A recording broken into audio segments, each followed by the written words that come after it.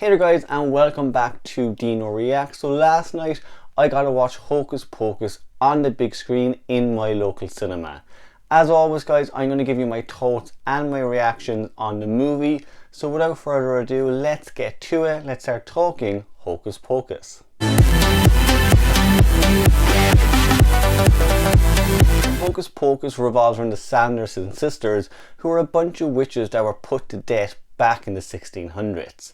Now they did put a curse on the local town that essentially says if a virgin lights a black flame candle on Halloween night while there's a full moon, the witches can come back from the dead. Now guys, look, I'm going to give you my positives and my negatives on this movie. I will warn you, there are a lot more positives than negatives because I absolutely love this movie. This is a movie that you can kind of throw on every Halloween and it never gets old. It is an annual watch for me. I do really enjoy it, but I gotta say, watching it on the big screen was so much better. So guys, we're going to start with the positives of this movie. First and foremost would be the cast, particularly the three witches. So they're played by Bette Midler, Sarah Jessica Parker and Kathy Najimy. Now for me guys, Bette Midler out of the three witches is the standout character, generally just because she has the most to do in this movie. But also the performance by Bette Midler is great in this one. You know, she balances the kind of comedy aspects and the scary horror witchy aspects very well. Throughout the movie, you know, you do see Winifred Sanders. She's constantly looking for children to kill. But the way Bette Midler plays the part, it is a bit campy, it is a bit kooky at times, and it just helps watching the movie, especially for kids. It makes it a lot more fun. Now the other two roles in this one, they are played by Sarah Jessica Parker, who plays the role of Sarah. She's kind of the airhead witch of the group and she does it extremely well. The one thing with this movie I was surprised with is how good Sarah Jessica Parker is at comedy. Over the years, you know, she has been in rom-coms and things like that, but she hasn't been in any huge comedy roles.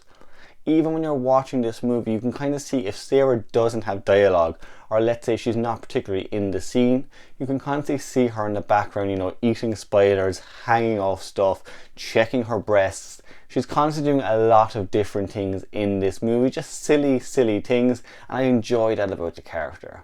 And that's the same for Kathy Najimy. You know, both of their roles are a lot more light-hearted. They don't have as much to do as Bette Midler does, but what they bring to it works very well. The character of Mary, played by Kathy, you know, she is again a kind of kooky character. She's a silly character that's there just for fun. Her role in the film is kind of to sniff out kids and look for them. Anytime she can sniff out the kids, she tends to have a breakdown and it comes off as quite hilarious. The other cast members, you know, they are the kids of the movie, Max, Danny and Allison. They're good in the movie, you know, you do root for the characters, you do like them.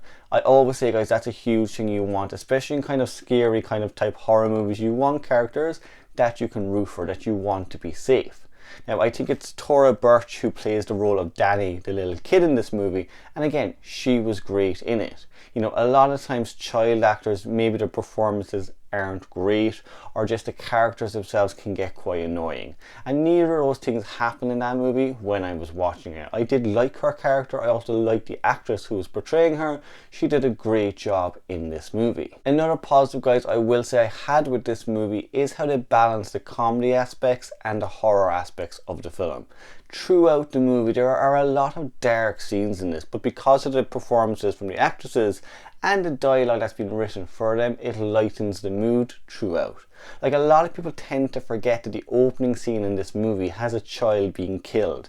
Essentially a child is being murdered in the first 10 minutes of this movie, and it doesn't cut away, you know, from the child. They pretty much show you her dead body sitting on a chair.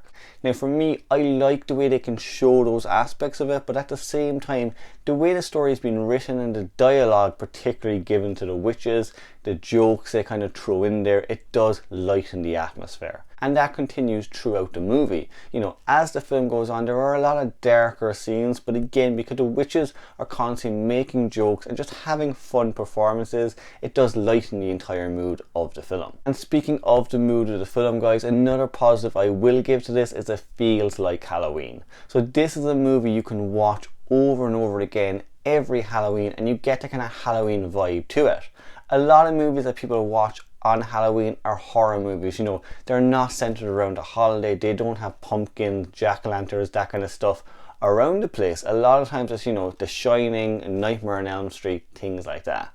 With this movie, the minute you go into it, you know it's Halloween time. You know, the colours that are in there, you have reds and oranges of the fall kind of leaves.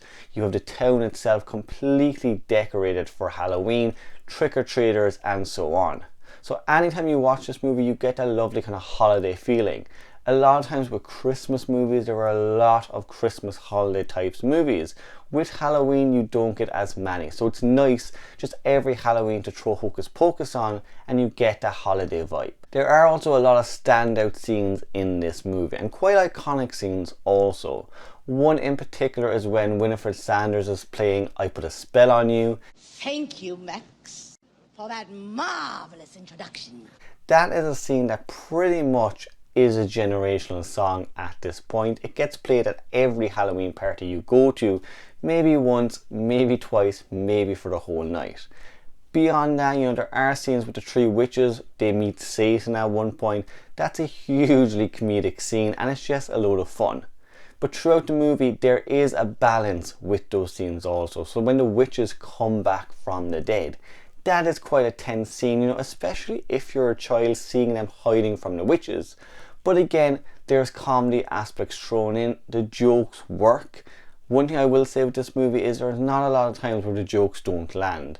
Continuously throughout the movie, the way it's been written, it works very well. Another positive, guys, I will give this movie is the costume and set design. So for me, guys, I've always loved the look and feel of this movie, but especially seeing it on the big screen last night, a lot of those colours from the costumes particularly pop out on screen. And it's the same kind of for the set design. You know, I love the look of the Sanderson sisters' house. I love the whole look of the town itself. So all of that again works very well. There are a lot of side characters as well in this movie that work very well. So you have Billy the zombie, Sarah's ex-lover. You know, at first he is someone there just to kind of chase the kids and get them from point A to point B to get them away from the witches. But as the movie progresses, he kind of becomes an ally to the kids to defeat the witches. I like that with it, you know, just to have these little characters pop up, and that's the same for Binks the cat. He's kind of the narrator throughout the movie, just to let us know who the witches are and what they're capable of. Even when Billy does pop up, Binks the cat kind of explains his story and who he is. And guys, my last positive with this movie is the overall runtime. So it clocks in at just over 90 minutes and it feels exactly like that. You know, it doesn't feel too short and it also doesn't feel overly long. It's a fun movie to watch, to throw on for an hour and a half, grab some popcorn on Halloween and have a good time. And that's how I would describe this movie. It's a fun, simple movie just to have a good time with. I will say, guys, I absolutely love this movie, but at the same time, there are a few negatives. Now, there are not a lot of negatives, I will say that. My first negative would maybe just be the CGI in the movie.